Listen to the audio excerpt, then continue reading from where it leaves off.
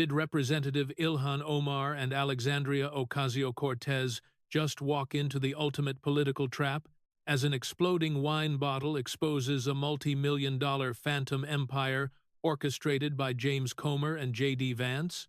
The crimson liquid swirled against the delicate curves of baccarat crystal, catching the warm, glittering light of 1,000 cascading chandeliers. Sonoma County, California, was a sanctuary for the affluent, but tonight, this private fundraising gala was masquerading as the epicenter of a working-class revolution. The air was thick with the scent of expensive perfume and the palpable, unspoken hypocrisy of the political elite. On the grand stage, framed by heavy velvet drapes, stood Alexandria Ocasio-Cortez. She gripped the edges of the podium, her eyes flashing with practiced, theatrical fire. "Look at the woman sitting before you tonight." AOC's voice echoed through the state-of-the-art sound system, vibrating with fervent indignation. She gestured sharply toward the guest of honor. From the ashes of displacement, a refugee who crossed oceans and defied every odd to stand in the halls of power, Representative Ilhan Omar of Minneapolis. Ladies and gentlemen, a wave of manicured applause rippled through the room. Omar sat at the center table, offering a humble, perfectly calibrated smile. Ilhan didn't come to Washington to play by the rules of the establishment, AOC continued, her pitch rising, slicing through the opulent room. She built her entire political career on a singular, unwavering promise to be the relentless shield for the vulnerable. She is the one fighting for the little guy, standing toe-to-toe against the corrupt, wealthy elite who have rigged the system for far too long. The irony was suffocating, yet nobody in the room dared to choke on it. The corrupt, wealthy elite she was decrying were the very people sitting at the tables, writing five-figure checks, while the Republican Party lines their pockets, stripping away the dignity of the working class with their draconian policies. AOC's voice reached a crescendo, her fist striking the air. "We stand here uncorrupted. The Democratic Party remains the pure, beating heart of this nation's conscience. We are the clean hands. We are the moral high ground." Down below the stage, in the shadows of the flickering candlelight, the clean hands were busy raising their glasses. The centerpiece of the evening's beverage selection was a supposedly exclusive wine, its minimalist, elegant label reading S. Crew, stylized delicately as ESR. A prominent venture capitalist sitting near the back swirled the dark vintage, leaning closer to the woman beside him. The passionate rhetoric from the stage provided the perfect white noise for the cynics in the crowd. "A bold vintage," the man murmured, taking a slow sip, though perhaps not as bold as the man pouring it. His companion, a veteran lobbyist dripping in diamonds, smirked behind her crystal rim. "You mean Tim Minette?" she whispered, keeping her eyes fixed politely on the stage. The illustrious Democratic political consultant, the strategic mastermind who ran her campaign so successfully and who now conveniently shares her bed. The man chuckled softly, tapping the rim of his glass. "Quite the upward mobility. From hired consultant to husband of the Congresswoman, oh please, don't pretend you've forgotten the messiness of that transition." Another guest at the table leaned in, his voice a conspiratorial hiss. The gossip was far more intoxicating than the alcohol. The headlines were practically writing themselves.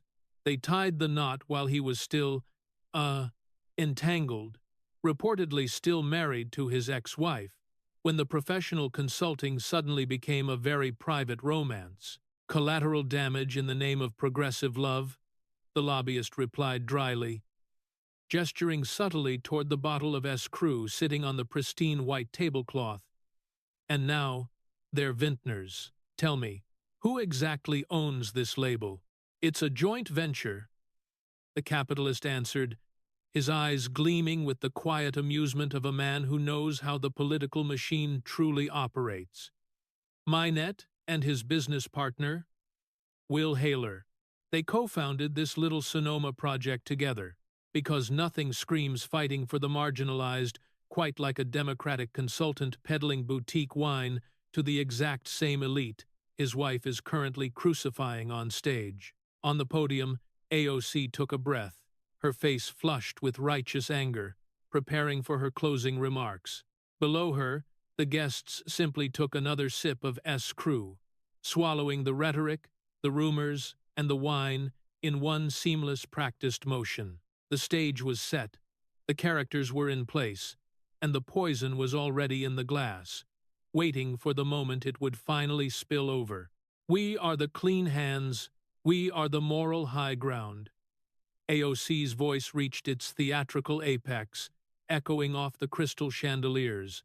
She paused, letting the silence amplify her supposed righteousness, waiting for the applause to roll in. Bang! The heavy gold-leafed double doors at the rear of the ballroom did not just open. They were violently kicked apart, slamming against the mahogany walls with a force that shattered the refined acoustics of the hall. Security guards scrambled, shouting in muted panic, but they were a fraction of a second too late.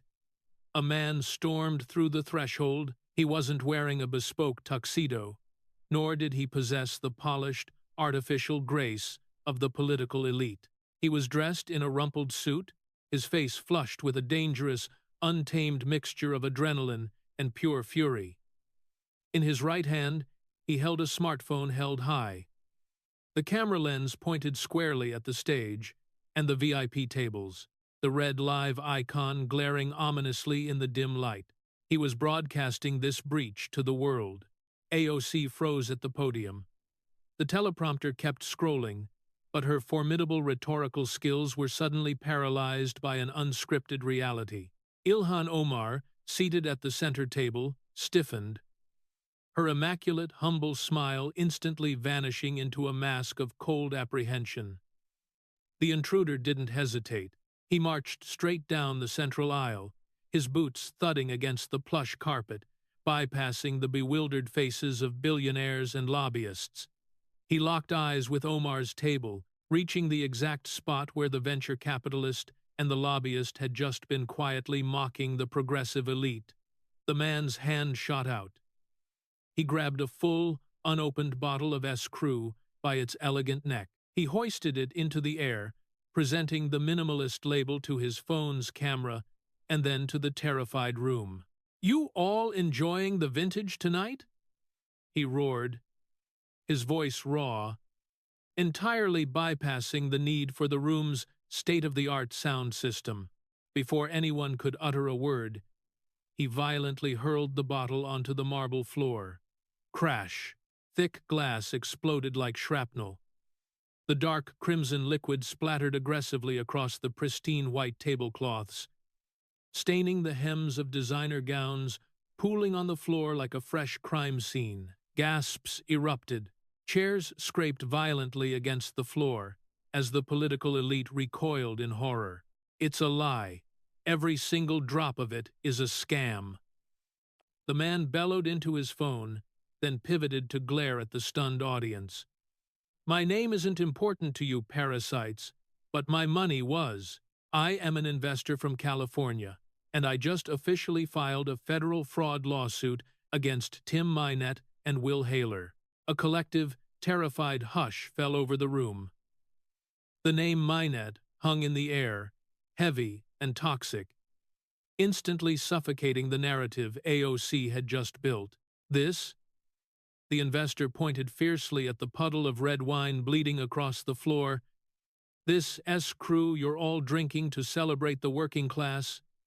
It's a phantom. It's a ghost winery that exists nowhere but on forged paper." Security was finally closing in, but the man moved with the desperate speed of someone who knew his time was running out. He had to deliver the kill shot. "Let me tell you what you're really funding," he shouted, ensuring his live audience caught every single syllable. "There is no tasting room. I drove up and down Sonoma looking for it. There is no functional website." He leaned forward, his voice dropping to a vicious, mocking sneer that cut through the silence. And the absolute best part, the most damning, pathetic joke of it all. They don't even have wine for sale. The room erupted into chaos as 3 security guards finally tackled him, dragging him backward. But the damage was irreversible. The phone clattered to the floor, still streaming the audio of the scuffle. The screams, the shattered glass, and the paralyzed, pale faces of the Democratic elite. Within minutes, the live stream clipped. The internet algorithms devoured the raw, unfiltered hypocrisy. The digital wildfire was instantaneous. The working class that AOC had just finished championing watched the video, and the backlash was brutal. A tidal wave of uncontrollable outrage flooded every social media platform, creating a PR nightmare that no spin doctor could contain. The imagery was too perfect. The wealthy progressive elite caught drinking phantom wine, funded by alleged fraud. Exposed in real time, 3,000 miles away in Washington, D.C., the political tectonic plates were already shifting. Representative James Comer, chairman of the House Oversight Committee, sat in his quiet, dimly lit office. His iPad screen glowed, replaying the moment the bottle shattered for the 5th consecutive time. A slow, calculating, predatory smile spread across his face. For months, the Republican Party had been looking for a thread to pull, a crack in the armor of the untouchable progressive squad. Now, a furious Californian had just handed them a sledgehammer. The viral video was a gift, the ultimate undeniable pretext.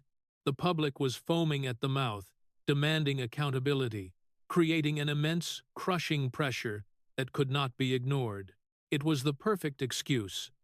The political maneuvering was over. The execution phase had begun. Comer picked up his desk phone, dialing his chief counsel.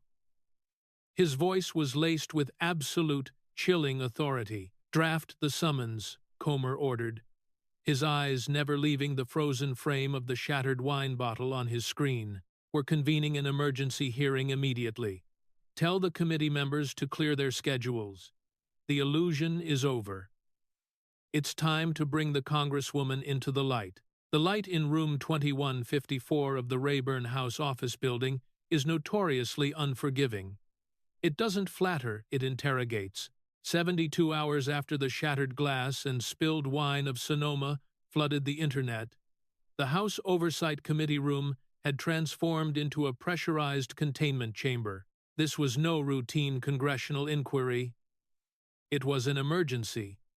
Subpoena-driven hearing convened under the unforgiving glare of national scrutiny. The official docket read, "Emergency examination of financial disclosures and potential federal ethics violations." A polite Washington euphemism for a financial autopsy. The air was stifling, thick with the scent of polished mahogany, nervous sweat, and the electric, predatory hum of a dozen C-SPAN cameras zeroed in on the witness table. At the center of the elevated dais sat Chairman James Comer. He didn't bang the wooden gavel to command attention. He didn't need to. Instead, he lifted a dense manila file folder and let it drop flat onto the microphone-studded desk. THWAK.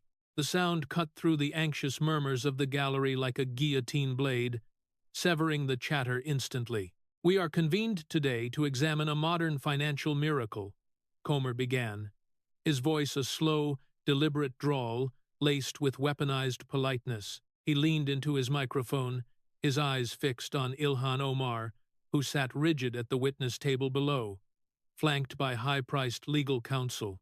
"A miracle of spontaneous wealth generation that defies not only the basic laws of economics, but perhaps the laws of physics themselves." Comer clicked a remote resting near his right hand. The massive digital monitors flanking the committee room flared to life. "Exhibit A," Comer announced, displayed for the world to see, was Ilhan Omar's official 2024 federal financial disclosure. He retrieved his reading glasses, sliding them down the bridge of his nose to look over them. According to this legally binding document, filed under penalty of perjury, the Congresswoman reported household assets ranging between an astonishing $6 million and $30 million. Omar leaned toward her microphone, her posture impossibly stiff. "Mr. Chairman, if I may," she interjected, her voice clipped and laced with defensive ice. "Those figures represent a broad, composite estimate of household business valuations, not liquid cash. This committee is deliberately misinterpreting standard financial brackets to create a partisan spectacle." A collective murmur rippled through the press corps. $30 million. Comer repeated, rolling the syllables around as if tasting something incredibly bitter, completely ignoring her attempt to control the narrative. He paused, looking directly into the primary broadcast camera, bridging the gap between the Beltway elite and the average citizen. "Now, let's ground this in reality, for the hard-working Americans watching at home. The same Americans who get aggressively audited by the IRS if they forget to declare a $600 Venmo transaction from a neighborhood garage sale. A sitting member of the United States Congress earns a base salary of $174,000 a year. To legitimately accumulate $30 million on a public servant's salary, assuming you never paid a single dime in federal taxes, ate nothing but air, and slept on a park bench, it would take you approximately 172 years. He took off his glasses, pointing them at the witness table. So, naturally, this staggering number for a congresswoman on a government salary raised some eyebrows. Comer clicked the remote again. The screen shifted to a formal government letterhead document. The Office of Congressional Conduct thought the exact same thing. Comer continued, his tone chillingly level. They sent a very polite letter asking for a simple clarification. To quote their inquiry, "Please account for how you made all these millions of dollars in a matter of a single year." Omar's jaw clenched so tight the muscles twitched. "And this," Comer leaned forward, his elbows resting on the desk, the trap finally springing shut, "is where the true magic happens." He clicked the remote one final time. The screens flashed, bringing up a newly stamped document, the amended disclosure. Because the moment, the exact, precise millisecond that investigators started asking questions, the money vanished, every penny gone. Comer's voice dropped an octave, striking the room with the force of a physical blow. In the blink of an eye, the Congresswoman filed this revised disclosure. That $30 million fortune evaporated into thin air, and instead, she claimed a maximum revenue of merely $18,000 to $95,000. It was a transparent amendment. Omar snapped, her composure finally showing a hairline fracture. She adjusted her microphone, her eyes darting briefly toward her legal counsel before glaring back at the dais. "There was no evaporation, Mr. Chairman. It was a proactive correction submitted in full compliance with the Ethics Committee." He let the silence hang for an agonizing 3 seconds, allowing the sheer mathematical absurdity of the numbers to suffocate her defense before he drove the final nail in. "You went from reporting up to $30 million in assets to $95,000 overnight," Comer stated, his words meticulously dissecting the fraud. "This isn't a typographical error. Congresswoman, you don't accidentally lean on the zero key and create an empire. That is a $30 million discrepancy that appeared and disappeared based entirely on whether or not someone was paying attention." Comer leaned back, his eyes dark and piercing. Money of that magnitude leaves a crater. It flows through banks, it purchases assets, it buys influence. It does not simply cease to exist because you realize the lights were finally turned on. So, the committee is asking you today, where did it come from? And more importantly, where did you hide it? The final syllable of Chairman Comer's question had barely stopped reverberating against the oak-paneled walls of room 2154 when the microphone to Omar's left erupted in a shrill screech of feedback. Representative Alexandria Ocasio-Cortez was already leaning over her desk, her finger jammed aggressively onto the talk button. She bypassed standard parliamentary procedure entirely, deploying her signature political tactic, the weaponization of outrage. "Mr. Chairman, this is an absolute disgrace." AOC's voice sliced through the heavy tension, vibrating with rehearsed, righteous indignation. She threw her hands up immediately, attempting to flip the script and turn a brutal financial cross-examination into a theatrical martyrdom. "We are not watching legitimate congressional oversight today. What we are witnessing is a calculated, partisan witch hunt orchestrated by the opposition." She masterfully built an emotional fortress around her colleague, shifting the focus from missing millions to identity politics. "You are deliberately weaponizing this committee to harass and intimidate a progressive woman who dares to stand up to your corporate donor class. Let us look at the actual reality instead of this Republican fiction." She gestured fiercely toward Omar, who had seamlessly adopted the posture of a stoic, persecuted victim. The Congresswoman's office has already addressed this non-issue. Their official explanation is, quote, "an accounting error." AOC didn't flinch at the sheer mathematical absurdity of the phrase. She leaned harder into the microphone, deflecting the blame with surgical precision. This was an accounting error made by her husband's business professionals. She was referring to Tim Minett, insulating the Congresswoman by throwing unnamed financial managers and third-party contractors under the proverbial bus. "We are publicly attempting to tear down a public servant's character over a spreadsheet glitch. It is a shameless distraction." The gallery held its collective breath. A lesser chairman might have taken the bait, descending into a fiery shouting match that would inevitably be chopped into a 1-0-second viral clip for social media, completely derailing the investigation. But James Comer did not engage in the emotional sparring. He merely sighed, adjusting his cuffs with the exhausted, unwavering patience of a man who refused to be dragged into the mud. He didn't dignify the filibuster of feelings with a direct response. "The chair reclaims its time," Comer stated flatly, his voice devoid of any reactionary heat. He turned his gaze down the long, curved dais to the freshman end of the committee table, and yields 5 minutes to the gentleman from Georgia. The broadcast cameras instantly pivoted. Sitting perfectly upright, exuding the chilling, methodical calm of an apex predator, was Representative Clayton Fuller. He was the newly minted congressman who just won the seat vacated by Marjorie Taylor Greene in Georgia's 14th district. But unlike his predecessor, Fuller wasn't known for unpredictable theatrical stunts. He was a seasoned JAG attorney and a former prosecutor. He didn't deal in political theater or emotional manipulation. He dealt in indictments. Fuller clicked his microphone on. The atmospheric shift in the room was immediate. Where AOC had been fire and volume, Fuller was ice and prosecutorial precision. "An accounting error," Fuller repeated, his deep Southern drawl stripping the phrase of any progressive armor, exposing it to the harsh light of common sense. He let out a low, humorless chuckle. $30 million. An error. I want to take a moment to translate that for the folks living in the real world.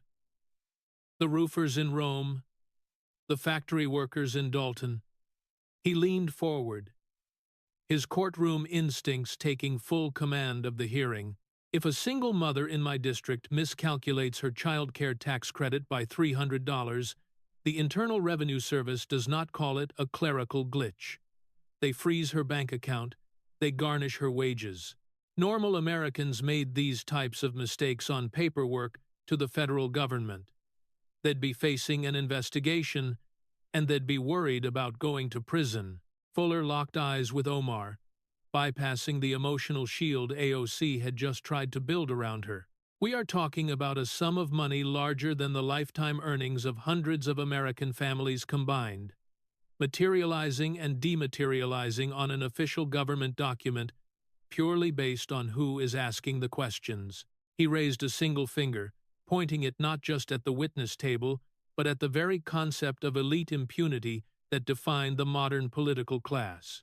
This isn't about contractors, and this sure as hell isn't a witch hunt. This is about the rule of law. And as a former prosecutor, let me make the statute crystal clear for my colleagues across the aisle. Fuller's voice dropped to a lethal, quiet intensity that demanded total silence from the gallery. When you file a federal financial disclosure under oath, and those numbers are materially false, that's not an accounting error. He paused, letting the devastating reality of his next words land squarely on the Congresswoman's shoulders. That's a federal crime. The room went deathly still. The shield of emotional victimization had been brutally and irreparably shattered by the sharp, unforgiving edge of the penal code. The silence that followed Representative Fuller's declaration of a federal crime was absolute. It was the kind of heavy, suffocating quiet that only occurs in Washington when the polished armor of political rhetoric is suddenly, violently pierced by the cold steel of the penal code. The shield of emotional victimization had shattered. Chairman James Comer allowed the silence to stretch for a few excruciating seconds, letting the gravity of a potential felony indictment settle over the witness table. Then, with the smooth, lethal elegance of a surgeon asking for a scalpel, he seamlessly took the reins back from the freshman congressman. Let us move away from the abstract definitions of federal perjury and examine the physical anatomy of this so-called accounting error, Comer stated, his voice a low, steady hum that commanded the room. He reached out and tapped the console on his desk.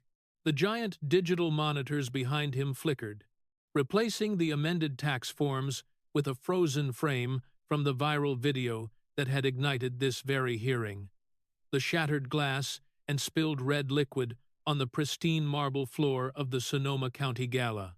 The American people have spent the last 72 hours watching a very brave, very angry Californian investor smash a bottle of your husband's boutique vintage S-Crew, spelled E-S-T-R-U, all over a fundraising event, Comer narrated, pacing his words to match the devastating imagery on the screens. Now, political theater is one thing, Congresswoman, but the math behind that theater is where the Oversight Committee's jurisdiction begins. He clicked his remote. A side-by-side comparative graphic appeared, stark and undeniable. Let's trace the financial trajectory of this specific enterprise, Comer continued, his tone shifting from patrician overseer to forensic accountant. In your 2023 disclosure, you valued this Sonoma County winery, co-founded by your husband, Tim Minott, and his business partner, Will Haler, at a relatively modest $15,000 to $50,000. Comer removed his glasses, using them to point at the screen. That is the price of a mid-range pre-owned sedan, a perfectly reasonable valuation for a fledgling side hustle. Comer leaned into the microphone, his eyes narrowing into a sharp, unforgiving squint. But miraculously, in your 2024 disclosure, the valuation of this exact same entity had violently jumped to be between $1 million and $5 million. A low rumble of disbelief washed through the press gallery. From the price of a used Honda Civic to the GDP of a small island nation in 12 months, Comer summarized dryly, stepping back and nodding to his right. I yield my time back to the gentleman from Georgia to explain how such a miraculous economic boom occurs in the real world. Clayton Fuller didn't just lean into his microphone, he physically closed the distance, planting his elbows on the dais and locking his predatory, prosecutorial gaze directly onto Ilhan Omar. He wasn't speaking to the Beltway elite anymore. He was speaking directly to the working-class voters, watching on their living room televisions.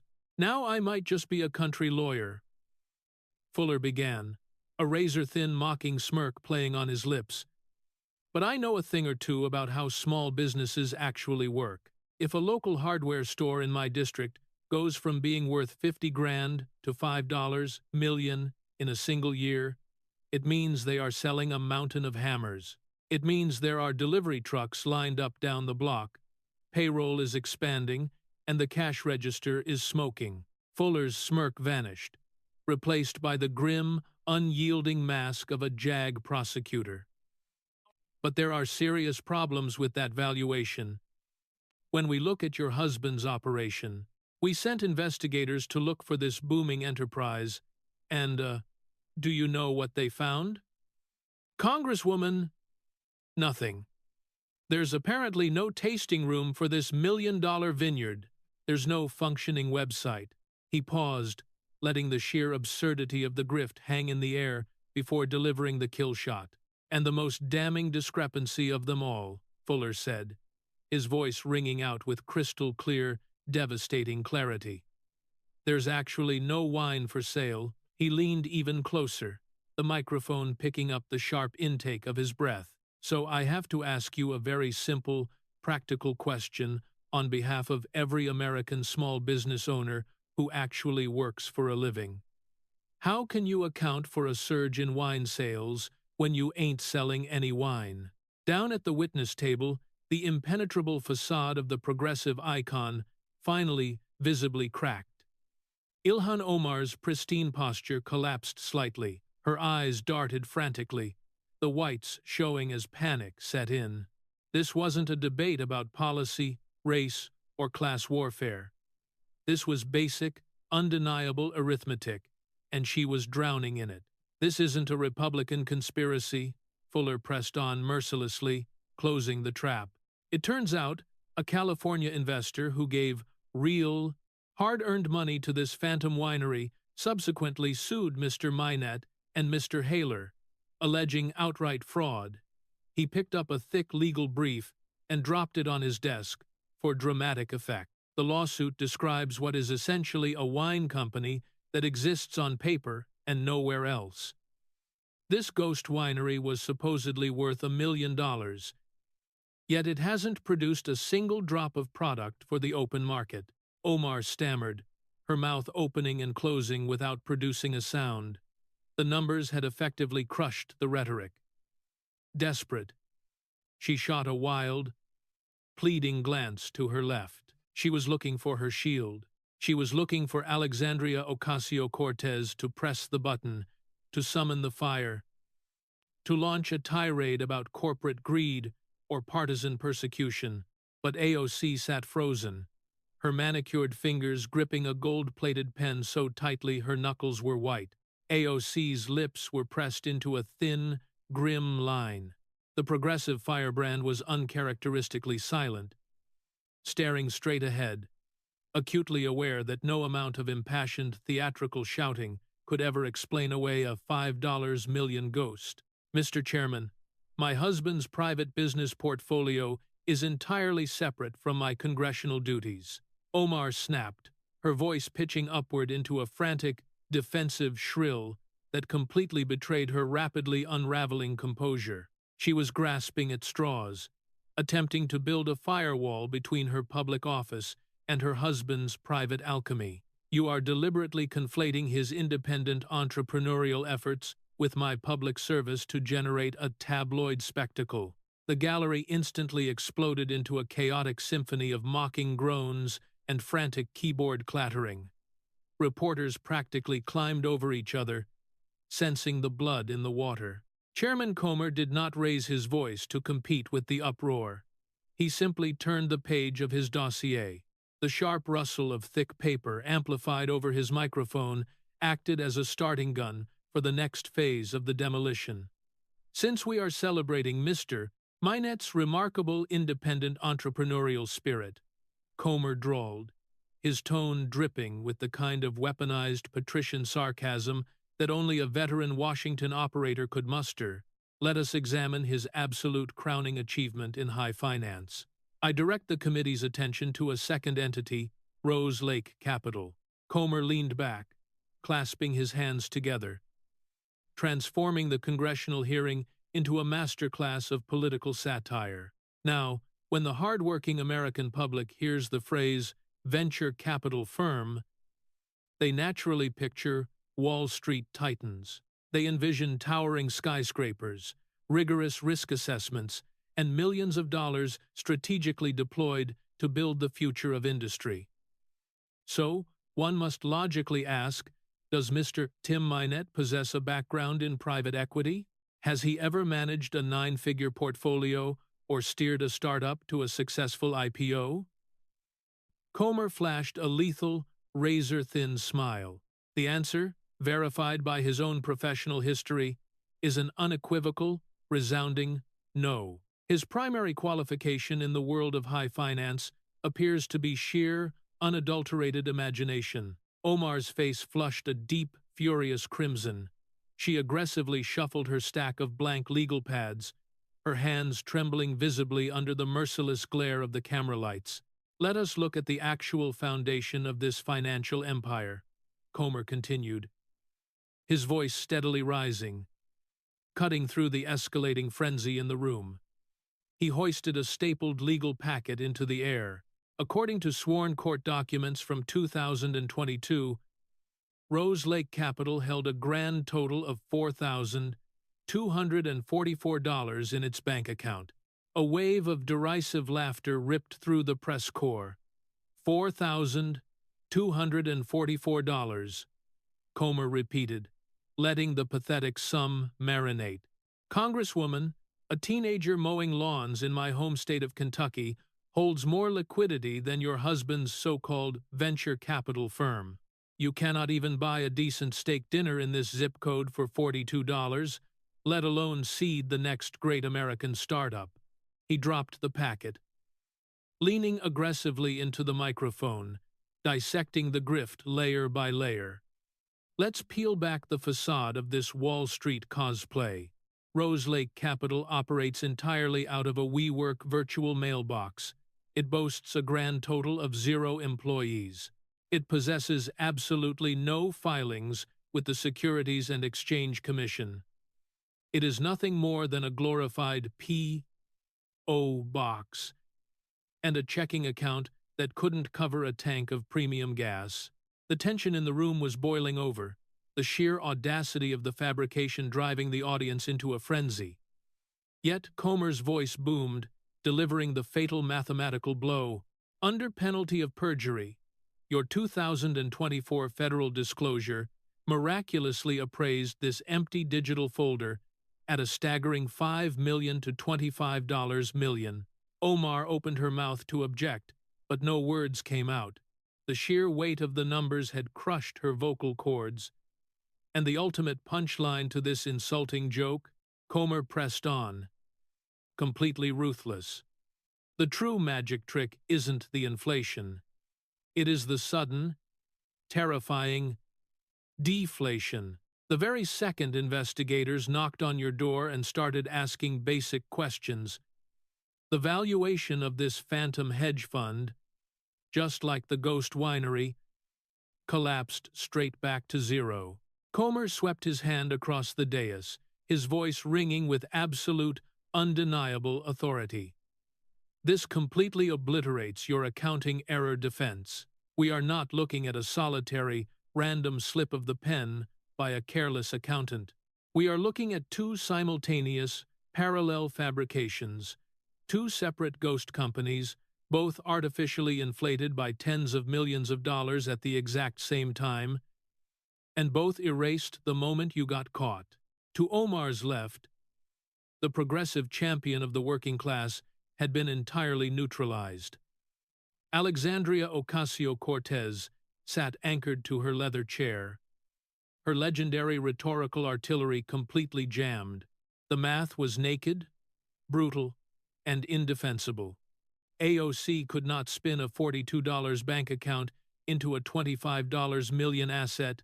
The truth was violently stripping away the Democratic Party's moral high ground, leaving behind nothing but a breathtaking multi-million-dollar lie, perfectly setting the stage for the investigators to dig into the darkest corners of where that imaginary money was actually supposed to go. The math is settled. Now we move to the motive. Chairman Comer's voice cut through the chaotic aftermath of the $25 million revelation like a serrated blade. He did not give the defense a fraction of a second to regroup. Reaching into his dossier, he pulled out a fresh stack of documents bearing the official seal of the United States House of Representatives. "This committee is done asking politely," Comer stated, his tone shifting from patrician sarcasm into pure, unadulterated administrative aggression. "The House Oversight Committee has officially sent a formal letter to Mr. Tim Minette, and we are actively exploring subpoenas to compel his testimony." Omar's legal counsel furiously scribbled on a legal pad, whispering frantic advice into her ear. But Comer bulldozed right over them. "Furthermore, Congresswoman, this inquiry is no longer confined to congressional oversight. Federal investigators are reportedly looking at these exact same businesses separately." Comer looked directly into the primary broadcast camera, translating the legal peril for the American public. Because when law enforcement sees empty business entities with no real operations, no employees, and no physical assets suddenly valued in the tens of millions of dollars, they don't call it venture capital. Many are starting to openly ask if these were illicit shell companies. Comer hammered the definition home, making the stakes explicitly clear. "We are investigating whether these are empty business entities used specifically to disguise the true ownership of money, evade taxes, launder funds, or commit fraud." Omar lunged toward her microphone, her voice trembling but deeply combative. "You are throwing around the words money laundering and fraud without a single shred of verified evidence connecting my household to any criminal enterprise. You are desperately trying to criminalize my family to score cheap political points." Representative Clayton Fuller hit his microphone button. He didn't yell. He didn't need to. His delivery was surgical, dissecting her defense in real time. "You want the connection, Congresswoman? Let's bring it right back to your own backyard," Fuller said, his deep voice taking absolute command of the room. He tapped his console, bringing up a new document on the screens, displaying federal indictments out of Minnesota. "Let's talk about the Quality Learning Center." Omar's face drained of all remaining color. Her aggressive posture instantly collapsed. "You sit up on stages at fancy galas and sell yourself as the ultimate defender of the vulnerable, the shield for the marginalized," Fuller stated, his words laced with absolute, undisguised contempt. "Yet you somehow oversaw $1 billion worth of fraud right under your nose, representing your district, specifically targeting the Somali community. I have publicly condemned those actions." Omar shot back, her words coming out rushed, defensive, and uncoordinated. "I am not responsible for the crimes committed by independent actors in my state. You cannot tie me to a local scandal. You are the federal representative of that district," Fuller fired back, the courtroom prosecutor fully unleashed. "A massive billion-dollar grift operation systematically defrauds the American taxpayer and exploits the very Somali refugees you claim to champion. And you want this committee to believe you knew absolutely nothing about it? We are asking what you knew about what was happening in the Somali community, and why nobody was looking into it until Donald Trump came along." Fuller picked up the amended financial disclosure form, holding it up like a murder weapon. He delivered the most devastating, mathematically grounded hypothesis of the entire hearing. "The numbers we looked at earlier today are just rounding errors on the $1 billion worth of fraud that you oversaw." Fuller locked eyes with Omar, stripping away the last remaining layers of her political identity. "You have $30 million in mysterious assets that suddenly disappeared from your net worth the minute the spotlight turned on. So investigators are asking the obvious question, did all of that money that vanished overnight just go straight to one of those fraudulent learning centers in Minneapolis? Omar recoiled as if she had been physically struck by the microphone. The accusation was direct, lethal, and grounded entirely in the overlapping timelines of her disappearing wealth and the massive local fraud ring. The political armor of the progressive champion was completely obliterated, leaving only a compromised politician facing the terrifying, inescapable machinery of federal justice. The hypothetical connection between the phantom millions and the billion-dollar syndicate hit the witness table like a kinetic strike. Representative Ilhan Omar's carefully curated image of righteous indignation was visibly melting under the harsh studio lights. An unmistakable heavy sheen of perspiration broke across her forehead, and she dabbed at it frantically, her previous rehearsed defiance entirely replaced by a raw, unscripted panic. Sensing the catastrophic collapse of their defense, Alexandria Ocasio-Cortez launched into full crisis management mode. She slammed her palm violently against her desk, the sharp smack echoing through the microphones. "Mr. Chairman, this line of questioning is wildly out of bounds," AOC shouted aggressively, slapping the wood again and again, desperately trying to physically derail the proceedings. "I demand an immediate recess. I move to adjourn this hearing right now to consult with Ethics Counsel. This is a gross violation of parliamentary procedure." Her frantic demands for a delay were meant to be a lifeline, an emergency exit to pull Omar out of the firing line before she perjured herself further. But the lifeline was severed before Chairman Comer even had to decline the motion. The heavy brass-handled double doors at the rear of the chamber were thrust wide open by a specialized Secret Service advanced detail. The chaotic shouting from the Democratic wing of the dais was instantly swallowed by the sheer, undeniable gravity of the new arrival. Vice President J.D. Vance strode down the center aisle of room 2154. He did not rush. He moved with the predatory, unhurried certainty of a man holding a royal flush, radiating an aura of cold, overwhelming dominance.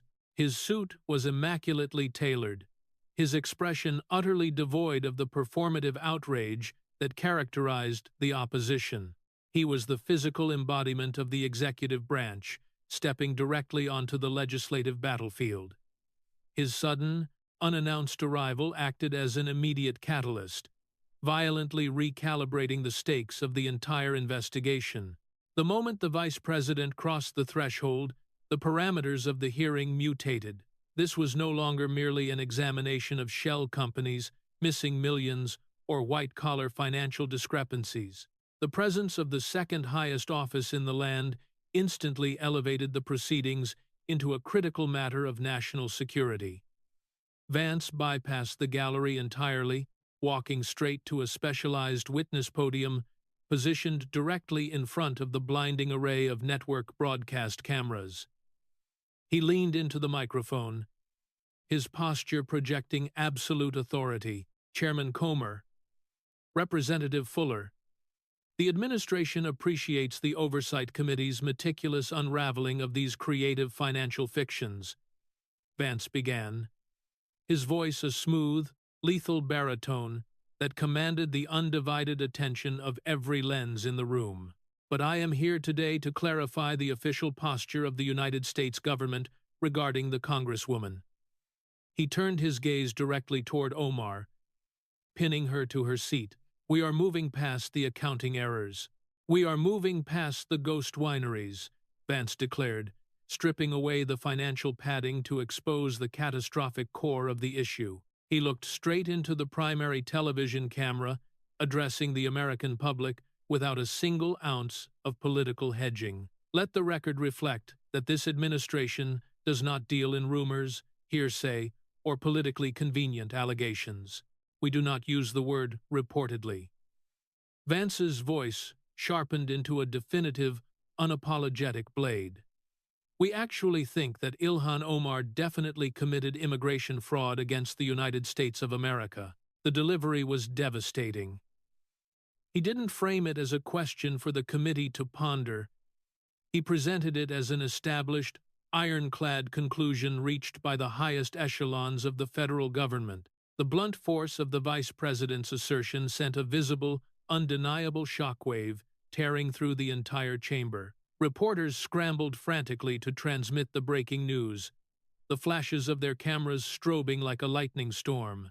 Up on the dais, Alexandria Ocasio-Cortez's hand, which had been aggressively pounding the desk just seconds prior, hovered midair, trembling slightly, before falling limply into her lap. Every ounce of partisan resistance, every theatrical objection, and every desperate attempt to shield the Congresswoman was instantaneously pulverized. The Democratic counteroffensive was completely neutralized, buried under the crushing, undeniable weight of a vice presidential declaration of federal immigration fraud. The declaration of federal immigration fraud didn't just change the temperature of the room. It incinerated the entire Democratic playbook.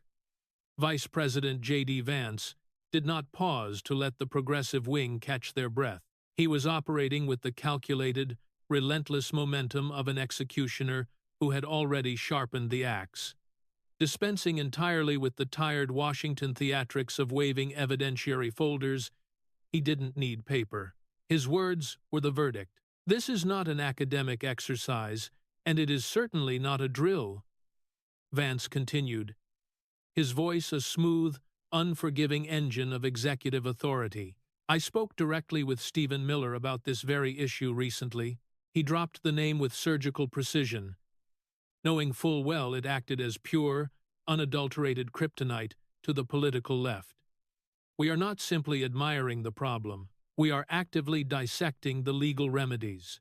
We are systematically building the exact framework and the necessary case to secure actual, tangible justice for the American people. Vance stepped away from the podium slightly, removing any physical barrier between himself and the witness table. He was stripping away the polite bureaucratic euphemisms that had protected the Congresswoman for years, plunging the knife directly into the darkest, most grotesque secret of her political mythology.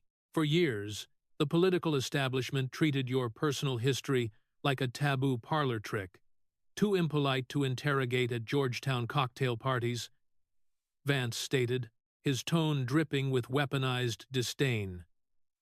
We are looking directly at the foundational fraud of your entire American existence.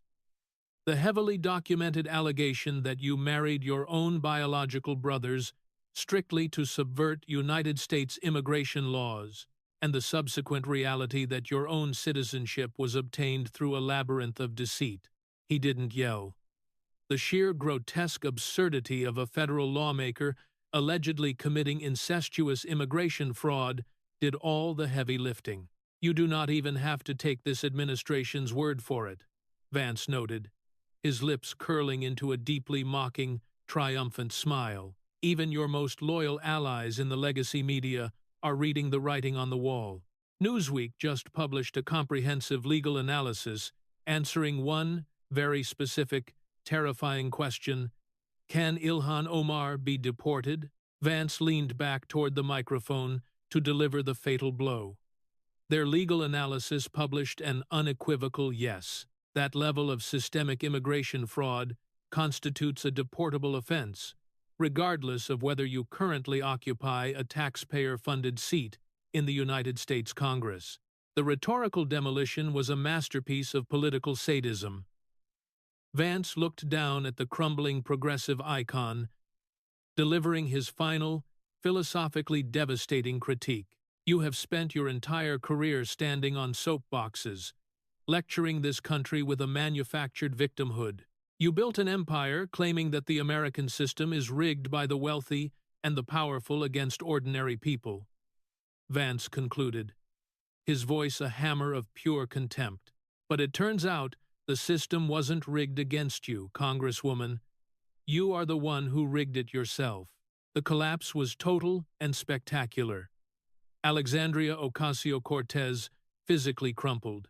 The fiery rhetorical gladiator was reduced to a hollow, slumped figure in her high-backed leather chair, her pristine defenses utterly annihilated by the sheer destructive velocity of the administration's endgame. She was completely paralyzed, entirely incapable of summoning a single syllable of defense against a crime of this magnitude. Beside her, Ilhan Omar was unrecognizable. All the color had violently drained from her face, leaving her a chalky, hyperventilating ghost. Her hands shook uncontrollably atop the polished mahogany desk, her manicured fingernails rattling against the wood. She wasn't just looking at the end of a lucrative, high-profile political career. The terrifying reality had finally set in. She was staring straight into the abyss of a federal indictment, facing the absolute, unmitigated collapse of her American citizenship. As the C-SPAN cameras captured the spectacular, humiliating destruction of the progressive vanguard, Chairman James Comer leaned back in his chair, catching the eye of Vice President J.D. Vance amidst the wreckage of the Democratic defense. The two men exchanged a fleeting, razor-sharp smile of absolute triumph. The facade was broken. The trap had snapped shut.